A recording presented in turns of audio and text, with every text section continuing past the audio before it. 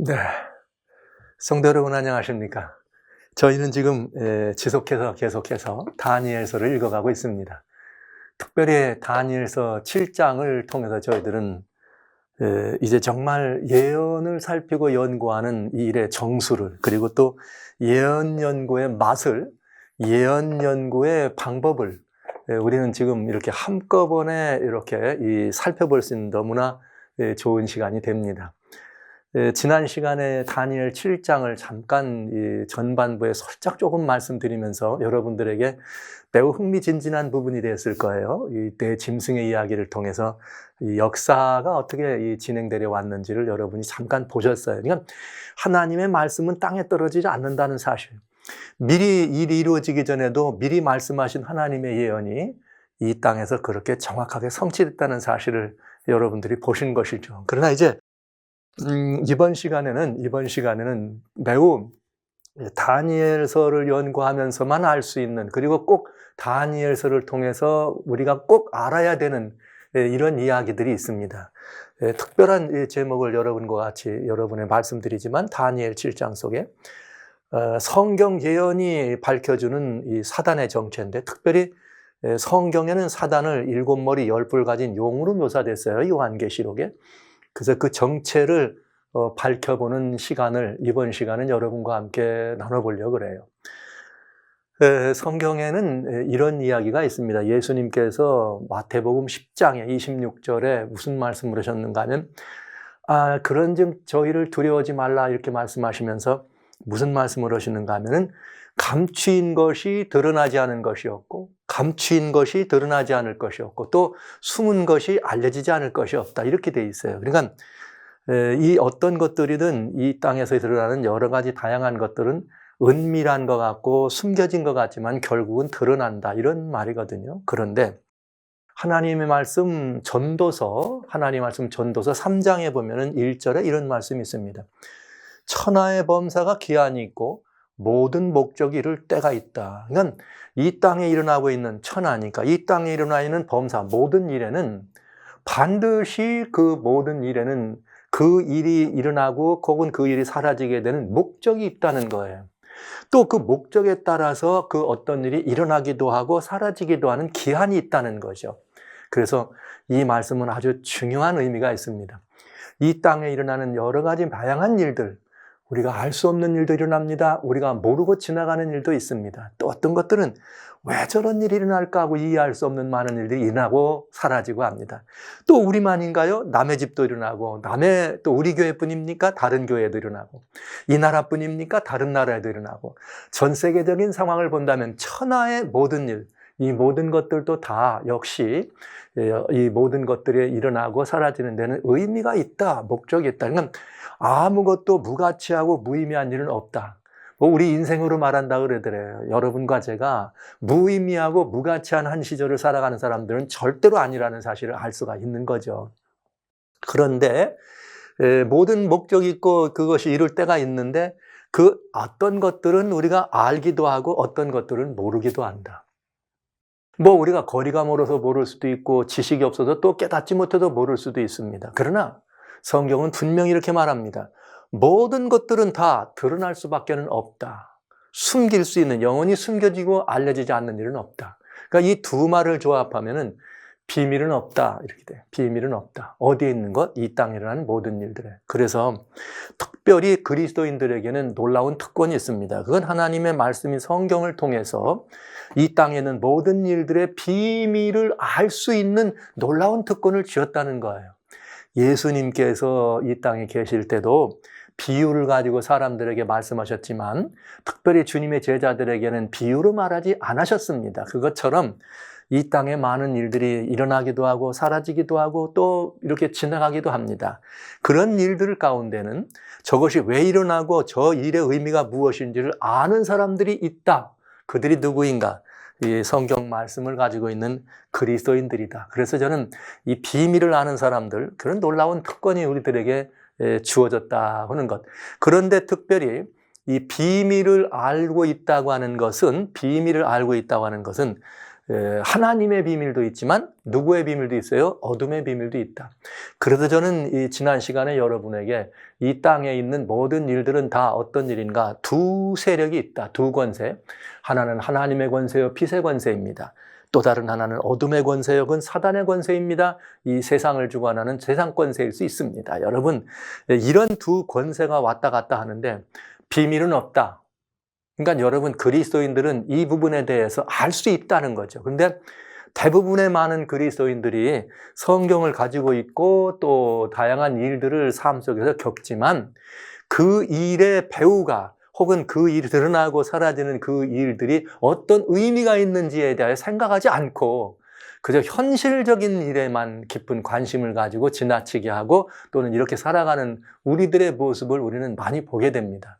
오늘 이번 시간에는 다니엘 7장을 통해서 대단히 중요한 그리스도인이 가지고 있는 놀라운 특권, 그러면서 성경, 특별히 다니엘서라고 하는 이 성경을 통해서만 우리들이 더 잘 알 수 있는, 그래서 다니엘서를 연구하고 살피는 것이 이렇게 중요한 이 신약 성경의 요한계시록과 짝꿍이 되면서 구약 성경의 다니엘서가 어떻게 역사 속에서 우리들에게 가져다주는, 역사 속에서 우리들에게 드러내주고 알려주는 매우 중요한 보물 같은, 그래서 그리스도인의 삶이 더 이 땅을 살아가는 현재의 과거를 통해서 현재를 알면서 이 현재의 삶이 훨씬 더 정말 하나님의 의미와 뜻을 이해하고 구분하는 삶으로 돌아갈 수 있는 아주 중요한 시간이 되겠습니다. 그래서 다니엘, 특별히 이 7장에 이렇게 다니엘 예언서의 중요함, 사단의 정체를 드러내는 이런 공부를 지금부터 여러분과 같이 하는 시간을 가지려고 그래요. 이것은 굉장히 중요한 가치가 있고, 지금까지 신앙생활을 얼마나 하셨든지, 오래 하셨든지, 또 이런 예언 연구를 많이 하셨든지 안 하셨든지 다 귀한 일입니다. 그런데 오늘 이 시간에는 잠시 내가 가지고 알고 있는 것들을 잠시 내려놓으시고 하나님의 예언의 말씀만 아니라 성경을 연구하고 살필 때 우리는 성경으로 성경을 살피고 성경으로 성경을 연구하고 성경으로 성경에서 답을 찾는 것이 얼마나 중요하며, 그리고 그렇게 할 때 성경은 닫히거나 갇혀진 인봉된 책이 아니고 우리들에게 얼마든지 열려진 책이라는 사실을 깨닫게 될 것입니다. 그래서 이 말씀을 제가 장황하게 말씀을 드리면서 7장을 여러분들에게 열어갑니다. 이미 한 번 열었습니다. 역사적 사실에 대한 이 성경 예언이 보여주는 역사적 실상에 대한 것만 지난 시간 잠깐 보았어요. 네 짐승이 등장했어요. 7장 1절로부터. 그런데 다니엘 7장 8절로부터 어저께 지난 시간에 7절까지 봤는데, 내가 그 뿔을 유심히 보는 중, 네 번째 짐승 유심히 보는 중 다른 작은 뿔이 그 사이에 나서 먼저 뿔 등에 셋이 그 앞에 뿌리까지 뽑혔으며 이 작은 뿔에는 사람의 눈 같은 눈이 있고 또 입이 있어 큰 말을 하였느니라. 그러니까 이제 앞에 나왔던 네 짐승의 네 번째 짐승이 10뿔이 달린 네 번째 짐승. 근데 그 10뿔 가운데서 이렇게 한 뿔이 나오면서 세 뿔을 뽑고 뿔이 나오는. 그러니까 역사로 말한다면 지금 이미 지난 시간에 짐승이 순서대로 나오면서 역사적인 과정을 보여주는 걸 보았단 말이에요. 그러니까 이 이야기는 단순하게 여러분이 이해하실 때, 짐승의 시대에서 무슨 시대로? 뿔의 시대로 그 세력이, 그 권세가, 그 역사의 흐름이 어떻게 되고 있다?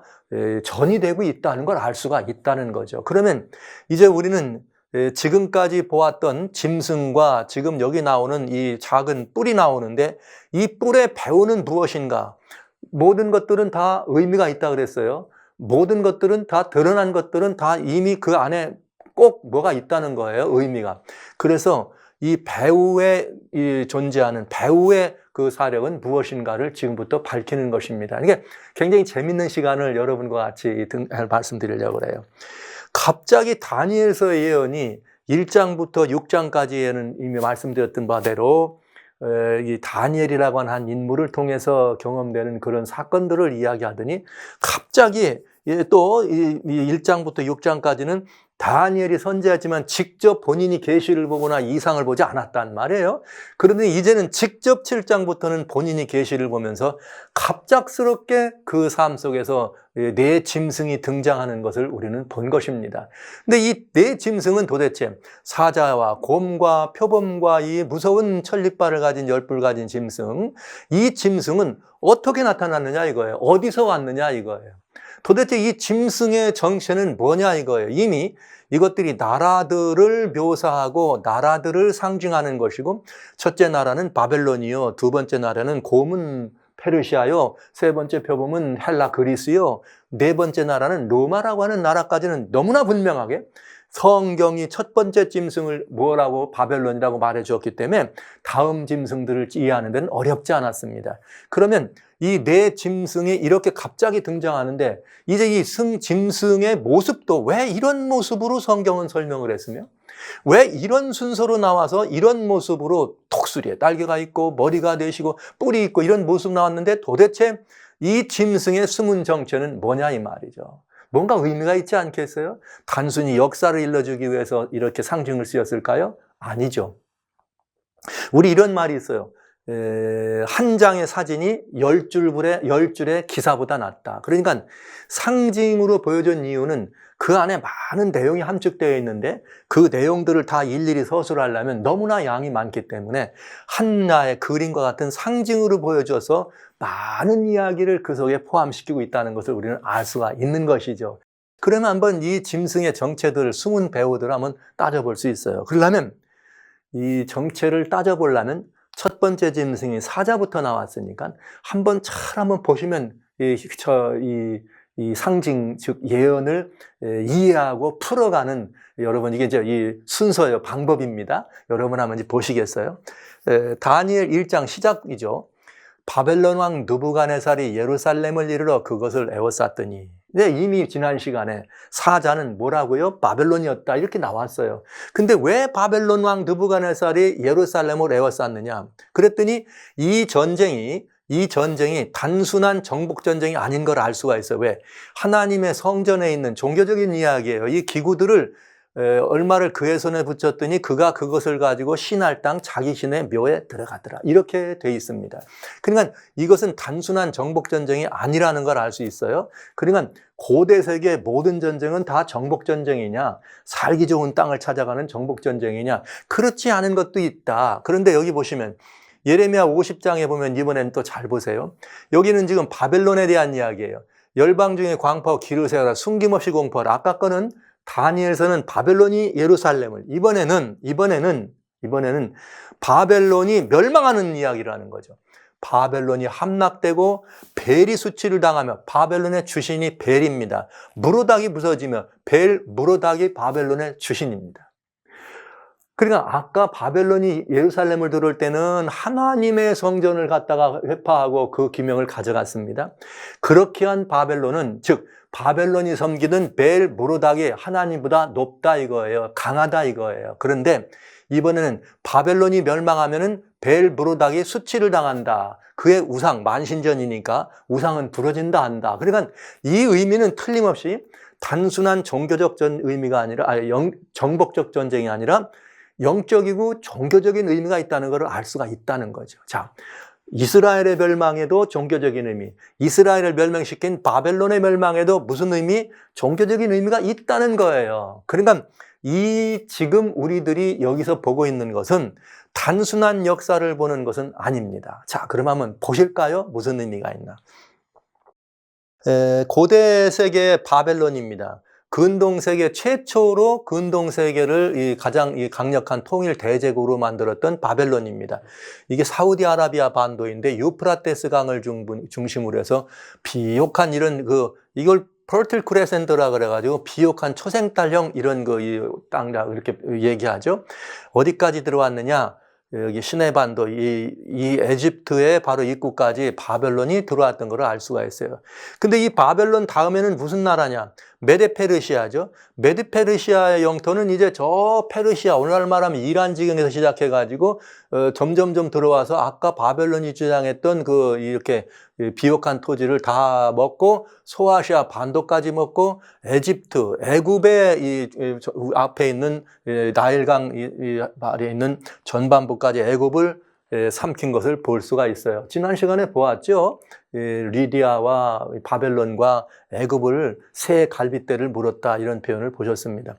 그러나 이 페르시아도 마게도니아 즉 에게 중심에 있는 이렇게 마게도니아를 통일하는 이 알렉산더 대제에 의해서 드디어 망하면서 이 마게도니아에서 시작한 이 그리스 헬라가 저 인더스강까지 쳐들어가면서 세계를 완전히 더 넓은 이 면적을 차지하는 걸 보죠. 이미 페르시아 영토를 다 차지하는 걸 봅니다. 그러나 그리스 헬라도 어디서 이번에는 전 유럽을 통일 대제국으로 만들어가면서 이미 헬라의 제국이었던 것까지를 다 포함해가지고 아프리카 북부까지를 차지하는 로마라고 하는 나라에 의해서 이렇게 이 모든 것들이 정복되고 통일되는 것을 봅니다. 자, 그러면 이제 우리는 한 가지 볼 게 있어요. 이 네 나라가 단순히 성경은 왜 이 네 나라가 통일 대제국이기 때문에 우리들에게 보여졌느냐? 이것입니다. 그렇지 않다. 자, 한번 보세요. 바벨론입니다. 처음에 바벨론이라고 하는 나라, 그 다음에 이후에 누가 와요? 페르시아라고 하는 나라, 그 다음에 누가 나와요? 헬라라고 하는 나라, 그 다음에 누가 나와요? 더 넓은 면적으로 로마가 나옵니다. 그러면서 이 네 대제국이 공통적으로 차지하는 곳이 있어요. 네 제국이 공통적으로 나타나서 차지하는 것이 로마가 이렇게 나와가지고 계속해서 공통적으로 차지한 부분이 어딘가 하면 바로 팔레스틴, 오늘날로 말하면은 이스라엘을 중심으로 한 팔레스틴 이 지방이라고 하는 거죠. 이스라엘입니다. 여러분, 그러면 여기 뭔가 좀 금방 우리가 답을 찾을 수가 있어요. 이거 이상하다. 왜 이렇게 이 세계의 이 거대한 이 강대국들이 바벨론을 통해서 페르시아를 통해서 그리스 헬라를 통해서 로마라고 하는 이 나라를 통해서 왜 공개적으로 공식적으로 그리고 이렇게 꼭 이 팔레스틴 쪽에 있는 예루살렘 유다를 중심으로 한 이런 전쟁을 이뤘을까? 바벨론도 예루살렘을 황폐했습니다. 페르시아도 마찬가지입니다. 그리스도 알렉산더 대제 때가 예루살렘을 쳐들어옵니다. 로마도 폼페우스 장수에 의해서 예루살렘을 쳐들어옵니다. 이렇게 돼서 계속해서 예루살렘을 중심으로 이 거대 제국들이 움직였던 것을 볼 수 있다는 거죠. 도대체 이게 왜 그럴까요? 왜 역사는 바로 우리들에게 예루살렘, 즉 이스라엘이죠. 오늘날로 말하면 이스라엘을 중심으로 한 이런 전쟁을 고대 세계 때도 했느냐 이 말이에요. 참 이상하잖아요. 그 이유는 성경에서 이렇게 답을 찾아볼 수가 있어요. 이스라엘은 어떤 나라였느냐? 이스라엘이라고 하는 나라의 존재 목적은 이스라엘 나라의 존재 목적은 하나님의 말씀과 복음의 보관자였습니다. 즉 제사장 백성으로서 하나님께서 그들에게 하나님의 율법을 맡겨놓고 그 율법을 가르치는 나라로 세웠단 말이에요. 제사장 나라로. 두 번째, 이들은 열방의 빛이 되어서 모든 나라에게 하나님이 통치하시면서 메시아가 오셔서 우리 모두를 구원하실 것이란 그런 열방의 빛으로 모든 사람들을 열방의 빛으로 이렇게 이끌게 하는 그런 역할, 사명이 있었어요. 그래서 그들에게 누가 있었느냐? 메시아 곧 그리스도가 그들을 통하여 나오시겠다는 약속을 주신 것입니다. 이것은 성경의 시작부터 여기에 그리스도가 이렇게 그들을 통해서 나타날 오셔야 될 그런 이 사명이 있는 민족으로 백성으로 이스라엘을 택하신 것을 알 수 있고요. 그 이스라엘의 중심이 이제 예루살렘이라는 것을 우리는 알게 되는 것이죠. 그러니까 여러분 열방의 네 나라가 이렇게 이 전부 다 순서대로 나타났지만 네 짐승의 모습으로 순서대로 나타났지만 결국 이들의 일은 무슨 일이었는가? 이스라엘 즉 하나님의 백성인 예루살렘을 파괴하고 예루살렘을 멸망하게 하려는 것이 본건 목적이었다는 거죠. 그런데 여기 아주 중요한 말이 있어요. 단순한 정복전쟁이 아니고 영적인 의미였지만 바벨론한 느부갓네살이 예루살렘을 에워쌌는데 느부갓네살이 하나님을 이길 수 있습니까? 하나님을 이길 수 없죠. 어떻게 생각하세요? 아무리 강력한 제국이라고 하더라도 하나님을 이기지 못하죠. 그럼 하나님을 이길 수 없다는 말은 아무리 강한 나라였지만 느부갓네살 임금이 예루살렘 이스라엘을 멸망시킬 수 있는 왕이 아니라 이거예요. 뭐가 없이는 이게 문제예요. 뭐가 없이는 이스라엘의 주인이 하나님이십니다. 하나님이 주권하시는 나라를 이길 수 있나요? 이길 수 없죠. 네. 애굽에서 출애굽할 때 보십시오. 그냥 이 모세 지도자에 의해서 이스라엘 백성, 그 엄청난 이스라엘 백성들이 60만 대군이 나올 때 애굽의 군대가 어쩌지 못했습니다. 그냥 하나님의 손에 의해서. 그러면 여기도 그래야 될 거 아니에요? 그런데 여러분 중요한 게 있네요. 그런데 주님께서 뭐라고 말씀하시는가 하면 주님께서 유다왕 여호야긴과 하나님의 전기구 얼마를 그의 손에 붙이시더라 이렇게 돼 있어요. 그러니까 여러분 바벨론이 예루살렘을 쳐들어오고 예루살렘을 함락시킨 이것을 보면은 결국은 하나님께서 그 일을 어떻게 하셨다? 허락하셨다 이 말이죠. 네. 이게 중요한 것입니다. 그러니까 여러분 이 땅에 일어나는 모든 일들은 다 뭐가 있다? 목적이 있다. 또 그 모든 일은 일어날 때는 다 기한이 있다. 천하범사에. 그러니까 어떤 것들은 어둠의 일도 즉 사단에 정의하는 이런 일도 하나님께서 그 정해진 시간 안에 또 혹은 정해진 목표 위에서 그 일이 이루어지도록 사단도 어둠도 하나님이 뭐 하신다? 허락하신다 이거죠. 그러니까 바벨론이 예루살렘을 둘러싸고 느부갓네살이 예루살렘을 함락시킨 그것은 전적으로 느부갓네살 임금의 대단한 이런 것이 물론 있겠지만은 그러나 그것이 아니었다. 그건 전적으로 무엇이었다? 하나님의 이 뜻을 이루고자 하는 하나님의 사실은 도구였다 이 말입니다. 누구조차도 어둠의 이런 그 대리자로 온 느부갓네살조차도 하나님의 도구였던 것을 알 수가 있는 것이죠. 이 세상에 빛도 어둠도 하나님이 다 지으셔. 악한 것도 악한 날에 쓰이기 위해서 하나님이 허락하셨다는 사실을 여러분은 기억해야 하는 것입니다. 그래서 이제 여기 이 사실을 보면서 우리는 한번 생각해 볼 수 있죠. 이것이 영적인 의미였다. 이것이 그러니까 종교적 의미였다 하면은 이젠 그 종교적 의미를 봐야 한단 말이에요. 이미 다니엘 1장을 할 때 살짝 다니엘이 포로로 끌려간 바벨론 나라의 종교는 어떤 종교인가 하는 걸 보셨지만은 이제 이 의미가 단순히 정복전쟁이 아니고 영적인 의미의 종교전쟁이다. 그리고 여기 짐승으로 나타나는 새로운 역사적 이 하나님의 계시가 새로운 역사적 상황에 대한 새로운 하나님의 의미를 우리들에게 보여주는 거기 때문에 이 종교적 의미를 좀 보는 것이 좋겠습니다. 바벨론은 이 도시국가로서 그 도시의 한 복판에 뭘 놨느냐? 에테메난키라고 하는 지구라시예요. 거대한 신전 고탑을 세우고 그 위에다가 에사길라라고 하는 사당을 짓습니다. 그래서 이 에테메난키라고 하는 거는 신전 고탑이죠. 이렇게 신전 사당을 짓기 위해서 밑에 돼 있는 것이고 그 위에 에사길라라고 하는 사당을 짓는 것이죠. 이렇게 해서 이 바벨론의 종교인데 이 바벨론의 종교의 의미를 바라보면 주신은 아까 보셨던 것처럼 벨무로닥입니다. 벨무로닥이고 자 신전 고탑이라고 하는 에테메난키는 탑인데 그 탑의 이름이 하늘과 땅의 기초가 되는 집이에요. 그 다음에 복합신전 에사길라는 복합신전. 왜 복합신전이냐면 거기는 그냥 한 누구를 섬기는 것이 아니라 만신전이야. 만신전. 뭐 온갖 우상은 다 들어있는 만신전. 그런데 그 에사길라라고 하는 이름은 그 꼭대기가 하늘처럼 높은 집이라는 뜻입니다. 여러분 이 의미와 이 두 의미 그 사당의 의미를 신전의 의미를 보면 뭔가 좀 잡히는 거 있지 않아요? 이건 신바벨론입니다. 그런데 여러분 고대 바벨론은 여러분 어디죠? 이 바벨탑을 쌓는 그런 사건이 있었는데 여러분 한번 보시죠. 신바벨론의 종교의 그 효신은 어디냐? 이에 그들이 동방으로 옮기다가 신할평지를 만나. 어디 평지? 신할평지. 다니엘 1장에 느부갓네살 임금이 하나님의 전기구 얼마를 어디로 가져가? 신할 땅 자기 시내며. 여러분 매칭 되지요? 신할평지를 만난 다음에 벽돌을 가지고 견고히 한 다음에 역청으로 쌓은 다음에 뭘 했느냐? 자, 성과 대를 쌓아. 성과 대. 이게 성과 대를 쌓고 그 위에 대 꼭대기를 하늘에 닿게 하여 우리 이름을 내자. 여러분, 그러니까 뭐 같아요? 에테메난키, 그 다음에 에사길라. 모든 것들의 이 기초가 되는 집, 성과 대죠. 그 다음에 그 위에 꼭대기를 하늘 꼭대기 닿다. 신전을 어떻게 하자? 하늘에 닿는 신전을 짓자. 그러니까 에테메난케와 에사길라라고 하는 이야기를 알 수가 있습니다. 그러니까 여러분 이거는 바벨탑을 쌓던 바로 그 시대적 정신이 계속 계승돼 내려온 것이 바로 느부갓네살 임금의 바벨론 정신이라는 사실을 알 수가 있죠. 그러면 이렇게 하늘에다가 이름을 내고 하늘 꼭대기까지 올라가려고 하는 이 정신, 이런 종교는 어디서 왔느냐 이 말이에요.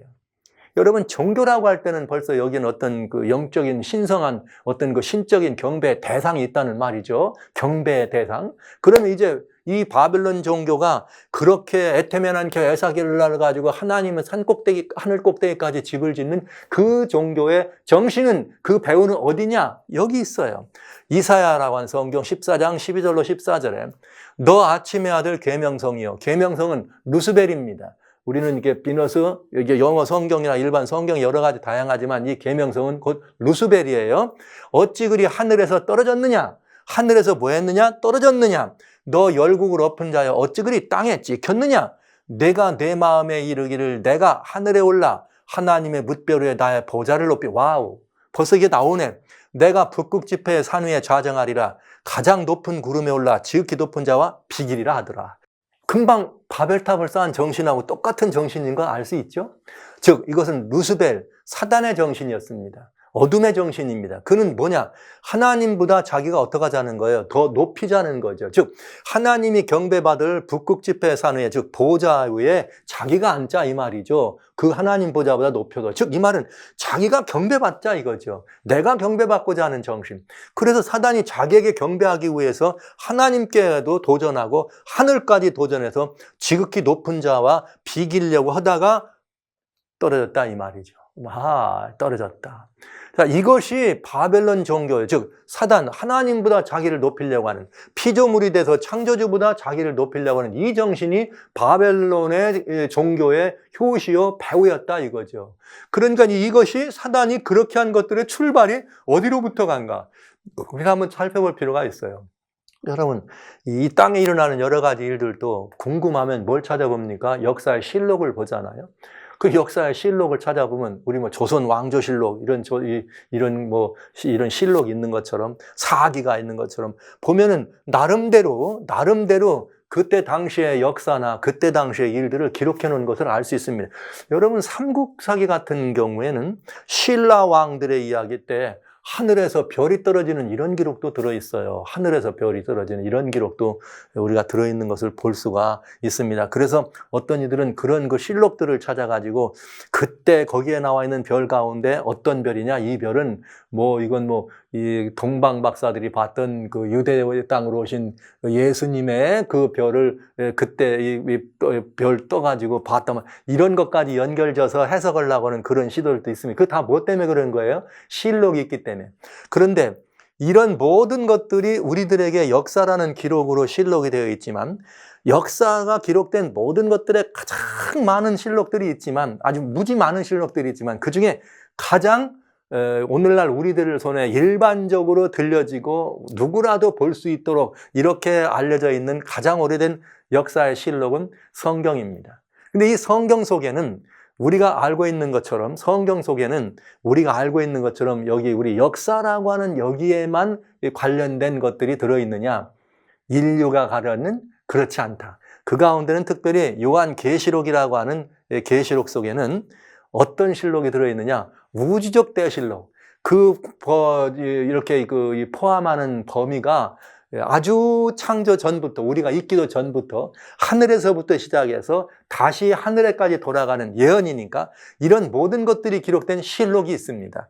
그 가운데 그것이 요한계시록인데, 그 요한계시록 가운데 12장에는 그런 우주적 대쟁투의 실록이 아주 명쾌하게 들어있는 것을 우리는 볼 수가 있어요. 자, 그래서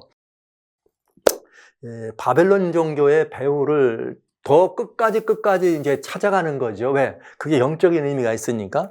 그러면 거기에 계시록 12장 1절을 보면은 4절에 이런 말이 있어요. 하늘에 이적이 보았는데 해를 입은 한 여자가 있고 발 아래는 달이 있고 머리에는 12별의 면류관을 썼더라. 이 여자가 아이를 베어 해산하게 되면 아파서 애써 부르짖더라. 여기 이런 일이 하나 있네요. 이적을 봤더니 한 여자가 나와요. 한 여자가 나오는데 어떤 여자냐? 여기에 12별의 면류관을 쓴 이 여자가 아기를 가져가지고 애써 부르짖는 모습이 있었습니다. 그런데 여러분, 이 계시록에 보면은 모든 계시록은 대부분 어떻게 되어 있느냐면 양방향 계시예요. 즉 여기 땅에서 어떤 일이 있으면 왜 이런 일이 있느냐를 설명해줘. 어디를 통해서? 하늘에 있는 일을 통해서. 와, 이게 대단히 중요해요. 또 하늘에 어떤 일이 있었다? 그러면 이것이 어떻게 우리들에게 이렇게 드러나면서 우리들에게 전달되는지, 그 전달되는 과정을 통해서 이 이야기를 우리들에게 보여주는 것을 우리는 알 수가 있습니다. 그래서 이게 양방향 계시예요. 자, 이 여자가 이런 일을 지금 겪고 있다는 거죠. 그러면 여자가 겪고 있는 이 일은 아기를 낳는데 아기를 낳으면 어떡하려고? 삼키려고 이렇게 아기를 낳으려고 애써 부르짖더라. 그러면 이 일이 생겨난 이유는 왜인가? 그 양방향 계시니까 알 수 있다 이 말이에요. 아, 참. 먼저 좀 잠깐 보겠어요. 여기 성경에 나오는 여자는 하나님의 백성들을 의미합니다. 그죠? 뭐, 단순하게 이렇게 이 성경 속에는 너무나 다양하게 하나님의 백성들에게서 딸이다, 아내다, 신부다, 이런 모습으로 기록된 것을 많이 우리가 볼 수 있죠. 여인은 하나님의 친백성들을 의미하는 것을 우리는 알고 있고요. 자, 그 다음에 다음 절을 보겠어요. 하늘에 또 다른 이적이 있더라. 그러니까 이게 양방향의 계시, 양방향 에피소드예요. 여러분 연속극 좋아하시죠? 어떤 연속극을 보다 보면 한 에피소드가 진행돼. 그럼 왜 일이 일어났느냐 하면은 삐리릭 하면서 다른 그 일이 일어나게 된 그 원인을 일러주는 다른 에피소드가 하나 더 만들어지잖아요. 그것처럼 성경, 특별히 요한계시록은 그렇게 돼 있어요. 특별히 12장은 양방향 계시예요. 하늘에서 이런 일이 있었다. 그 일의 결과로 이 밑에 이런 일이 있다. 하늘에서 이런 일이 있다. 그 결과로 이런 일이 있다. 이게 요한계시록 12장이에요. 그런데 자, 아까 여자가 아기를 뵈가지고 애써 부르짖었는데 그 애써 부르짖는 일은 왜 생겼느냐? 이게 문제죠. 그 이유는 자, 하늘에 또 다른 이적이 보였는데 이번 또 봅니다. 보라한 큰 붉은 용이 있어. 머리가 7이요 뿔이 10이라. 와우, 용입니다. 7머리 10뿔 가진 용입니다. 그 여러 머리에 면류관이 있더라. 7머리니까 7면류관이네요. 그런데 그 용이 무슨 일 했느냐? 꼬리가 하늘 별 3분의 1을 끌어다가 땅에 던지더라. 그런데 땅에 던졌는데 그 용이 해산하려는 여자 앞에서 그가 해산하면 아이를 삼키고자 하더라. 그러니까 하늘에서 뭐가 있었느냐? 반역이 있었다 이 말이에요. 자, 아까 이사야서 읽었어요. 무슨 반역? 하나님의 자리에 나의 자리를 높이겠다. 이런 반역. 그 반역의 무리가 누구의, 거긴 계명성, 루스벨. 여기 요한계시록 12장에는 여기 7절로 9절에 옛 뺀 곧 마귀라고도 하는 자라. 누가요? 용이, 사단이라고도 하는. 그러니까 이게 사단입니다. 용은 곧 사단이고 7머리 10뿔을 가졌어요. 그런데 이 용이 자기 꼬리에다가 하늘별 3분질, 자기 종들이죠. 하늘별이니까 자기 부하를 3분의 1을 끌어 땅에 던졌더라. 그랬더니 이제는 내려와서 무엇 때문에 내렸느냐? 여자가 뭐 하려고 하니까, 아기를 낳으려고 하니까 이 아기를 낳으면 삼키기 위해서 이런 일을 했다 이 말이죠. 그래서 여자는 어떻게 한 거예요? 애써 부르짖더라. 아기 낳는데. 그래서 하늘에 7머리 10뿔 가진 머리에 면류관이 있는 용이 있었습니다. 근데 이 용이 하늘별이죠. 별들은 요한계시록 1장 20절에 사자라 그랬어요. 그러니까 천사들의 3분의 1이 용의 편에, 사단의 편에 이렇게 가답돼 가지고 사단이 자기 꼬리로 하늘에서 땅으로 던졌습니다. 그러니까 같은 편이니까 이건 던졌다고 하지만 이건 추방되는 게 아니라 용이 뭐 한 거예요? 하늘에서 천사들을 파송한 거죠. 어떤 천사를? 자기를 따르는 천사들을 파송한 거죠. 그래서 파송한 용이 하는 일이 뭐예요? 파송해서 이 용의 대리자들이 이 땅에 와서 하는 일이, 이 여자가 아이를 가져서 아이를 낳으려고 하는데 낳으면은 여자가 삼키려고 하는 일을 하는 게 용이 이었다 이거죠. 그래서 용과 여자의 투쟁이 시작되게 된 거죠. 자, 용은 어떤 일을 할 수 있는가? 창세기 3장 15절에 보면은 여러분 아담의 타락 이후에 내가 너로 여자와 원수가 되게 하고, 즉 너가 누구예요? 옛뱀 곧 마귀라고도 하는 존재죠. 내가 너로 여자와 원수가 되게 하고 너의 후손도 여자의 후손과 원수다. 그래서 여자의 후손은 내 머리를 상하고 너는 그의 발꿈치를 상하게 할 것이다. 여러분 아시는 것처럼 이 얘기는 여자의 후손은 예수님의 강림이죠. 메시아가 오셔서 용, 곧 사단이죠. 사단의 머리를 행자는 너를 끝장내겠다. 너는 그저 그 메시아의 발꿈치는 하나 물을 수 있지. 그러나 너는 어떡한다? 끝난다. 그러니까 여러분, 여기 이 말은 무슨 말이냐면 메시아가 오면은 사단은 어떻게 됩니까? 절단나는 거예요. 그러니까 사단은 이 메시아가 여자의 후손으로 오는 걸 뭐 하고 싶어요? 막아야 되겠죠. 그래서 어떡한 거예요? 하늘별 3분지를 던져다가 이 여자가 이렇게 이 여자의 후손을 나오지 못하도록 하는, 여자는 하나님 백성들이라 그랬으니까 아담의 후손이요, 아벨의 후손이요, 셋의 후손이요, 이렇게 이 하나님의 계보로 이 그 후손을 어떻게 하는 거예요? 거기를 통해서 메시아가 오게 생겼으니까 오시는 메시아를 막기 위해서 다양한 방법으로 뭘 했다는 거예요? 용이 핍박을 하고 그런 일을 했다, 이런 말이죠. 그때부터 인류는 누구를 기다렸는가? 여자의 후손을 기다렸습니다. 즉 메시아를 기다린 것입니다. 그래서 메시아를 기다리는 사건이에요. 그런데 이것을 이사야 선지자는 뭐라 했는가? 주께서 친히 징조로 너에게 주신다. 보라, 처녀가 잉태하여 아들을 낳을 것이다. 여자의 후손으로 오시는 예수님입니다. 임마누엘이라 아들아. 여러분, 이 임마누엘이 바로 메시아요, 그리스도 예수님이란 사실을 우리는 너무나 잘 알고 있어요. 그러니까 이 여자의 후손이 누구라고요? 메시아였다. 그러니까 이 여자의 후손이 오는 것을 뭐 할 거예요? 막으려고 하는 거죠. 왜냐하면 이는 한 아이가 우리에게 낳고 한 아들을 우리에게 주신 바 되었는데 그 어깨는 정사를 메고 이름은 기묘자라 모사라 전능하신 하나님이라 영존하시는 아버지라 평강의 왕이라 할 것이다. 할렐루야. 누구를 말한 거예요? 메시아, 그리스도를 말한 것입니다. 자, 누가 예언했어요? 이사야. 자, 그러면 이제 이 대대로 아담 때부터 범죄한 인류는 여인의 후손 메시아를 기다렸어요. 노아 때 홍수로 다 쓰러지고 다시 노아로 통해서 다시 그 계보가 시작되고 이제는 아브라함이 택정되고 이스라엘이 택정되고 그들을 통하여 유다 자손을 통하여 누가 와? 메시아가 오는 것이 계속해서 증거되고 있었습니다. 그러니까 이들은 오로지 메시아, 여인의 후손을 기다리는 것이었습니다. 그런데 이제 문제는 뭔가? 이사야 선지자가 뭐 온 거예요? 기원전 700년대 선지자입니다. 이사야가 와가지고 메시아가 올 거다. 처녀가 잉태하여 아기를 낳는다. 이제 얼마 남지 않았다는 사실을 증거한 것입니다. 근데 이 메시아가 어디로 오느냐? 성경은 메시아가 어디로 올 것도 기록되어 있어요. 미가서 5장 2절에 베들레헴 에브라다야 너는 유다 족속 중에 작을지라도 이스라엘을 다스릴 자가 왕이죠. 이스라엘을 다스릴 자는 왕입니다. 그러니까 베들레헴으로 오지만은 이스라엘 다스릴 왕은 누구예요? 유다 자손이에요. 유다 자손이 왕의 계보였으니까. 그래서 베들레헴으로 옵니다. 그리고 이 메시아는 와서 어떤 일이 벌어지는가? 어디서 대속의 제물이 될 거냐? 바로 이것입니다. 아브라함이 이제 이 100세 아들을 낳아가지고 너무 이쁘기 위해서 아들 사랑이 충만한데 어느 날 갑자기 창세기 22장에 보면 이제 아브라함에게 나타나서 병력 같은 청천벽력 같은 소리를 듣죠. 아브라함아, 너 독자 이삭 뭐라 했는가 하면 모리아로 가서 내게 번제로 드려라. 모리아 땅으로 가서 내가 지시하는 한 산 거기서 나를 번제로 드리라. 그래가지고 이 무슨 사건이 벌어져요? 아브라함이 아들 이삭을 드리는 사건이 벌어집니다. 그때 모리아에 있는 한 산에 올라가서 아들을 위하여 제단을 쌓고 아들을 올리고 잡으려고 할 때 하나님이 아브라함 그러지 마 기다려. 그리고 야훼일이라 어린 양은 하나님께서 직접 준비하신 어린 양, 속죄 제물을 대속하는 이 어린 양을 거기서 마련해 주십니다. 그래서 그 땅 이름은 뭐라? 여호와 이레라 하였으므로 오늘날까지 사람들이 이르기를 여호와의 산에서 준비되리라. 그러니까 모리아 땅, 모리아 산이 뭐예요? 여호와의 산이 된 것이죠. 거기서 뭐가 예표된 거예요? 예수님이 오셔서 모든 인류를 위하여 대신 십자가 지고 달려 돌아가실 것이 예표된 것입니다. 자, 그런데 잘 보시죠. 아주 중요해요. 모리아 땅. 그러니까 이 모리아산 여기는 아주 중요한 뭐가 된 거예요. 말하자면 역사 속의 성지가 된 거예요. 거기로 오셔서 거기서 뭐가 일이 벌어져? 메시아가 오셔서 거기서 무슨 일이 벌어져? 돌아가셔야 돼. 대속의 제물로.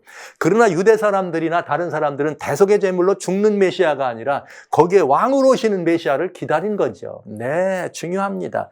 그래서 여기에 무슨 일이 벌어졌는가 보시죠. 솔로몬이 이제 거기다 어디다가 뭘 짓느냐? 이제 왕궁을 짓습니다. 전을 건축하는데 또 전을 건축하는데 무슨 전이냐? 여호와의 전. 역대하 3장 1절에 솔로몬이 예루살렘 모리아산, 와우! 아브라함이 모리아 땅 하나님이 지시하는 산 여호와의 산이라 그랬는데 솔로몬이 바로 모리아, 예루살렘 모리아산, 그러니까 모리아가 어디예요? 예루살렘을 의미한 거예요. 예루살렘에다 뭘 건축해요? 여호와의 전에. 여기로 누가 들어오시는 거예요? 메시아로 임하실 메시아. 와우, 예. 이렇게 분명해지네요. 그러니까 자, 이제 문제는 이거예요. 예루살렘 모리아산, 아브라함이 이삭을 드렸던 대속의 제물로 오실 바로 그 메시아. 그러면 거기가 뭐 할 거예요? 우리 예수 그리스도께서 십자가를 달려 돌아가실 것이죠. 십자가에 예수님이 달려 돌아가실 때 사단은 예수님의 발꿈치는 물지만 그건 사단이 뭐 하는 거예요? 완전히 패배하는 것이 되는 거죠. 사단이 완전한 무장해제가 되고 끝장나는 상황이 됩니다. 자, 이제 시간이 없네. 왜요? 이사야 선지자가 예언한 시간이 언제예요? 처녀가 잉태하기를 낳을 거라. 얼마 안 남았네요. 자, 이젠 예루살렘이 이렇게 됐습니다. 그래서 메시아, 오시는 메시아를 막아야 되니까 누가요? 어둠이 어떻게 해요? 메시아를 막아야 되니까 어떤 일이 벌어진 거예요? 바벨론 왕 느부갓네살이라고 하는 이 한 임금을 통해서 예루살렘을 에워싸고 그 예루살렘을 멸망시킨 것이다, 이 말입니다. 자, 이제 여기까지 여러분 들으셨으면 이제 왜 말하자면 짐승들이 등장해가지고 왜 예루살렘을, 내 거대한 짐승이 나타나 거대한 제국을 열어가면서 계속해서 예루살렘을, 계속해서 이스라엘을 그렇게 유린하고 파괴하기 위해서 애를 썼는지, 거대한 강력한 나라가 이스라엘을 발로 밟고 꼼짝 못하게 했는지를 여러분은 지금 비로소 아시게 된 것입니다. 드러난 일, 그저 드러난 일, 겉으로 드러난 일만이 아니라 그 배후에 있었던 일이 무엇인지를 여러분은 금방 알게 되신 것이에요. 왜 그런 일이 있었다? 거대 제국들이 일어났다는 사라지고 또 일어났다는 사라졌는데 그 모든 의미들이 결국은 어떻게 되더라? 메시아를 막기 위한 누구예요? 하늘별 3분지를 땅에다 던져서 계시록에 뭐라 그랬어요? 아이를 낳으면 삼키려고 하는 용의 전술이었다. 이것을 우리는 알 수가 있게 된 것입니다. 자, 여러분, 너무나 분명하지요? 이렇게 하나님은 우리들에게 그 비밀을 알 수 있도록 다니엘 선지자를 통해서 이 기별을 우리들에게 주신 것입니다. 자, 이제 우리는 이렇게 해서 메시아의 이런 그 강림을 막기 위해서 그런 일이 있었다는 것을 알 수가 있게 된 것이죠.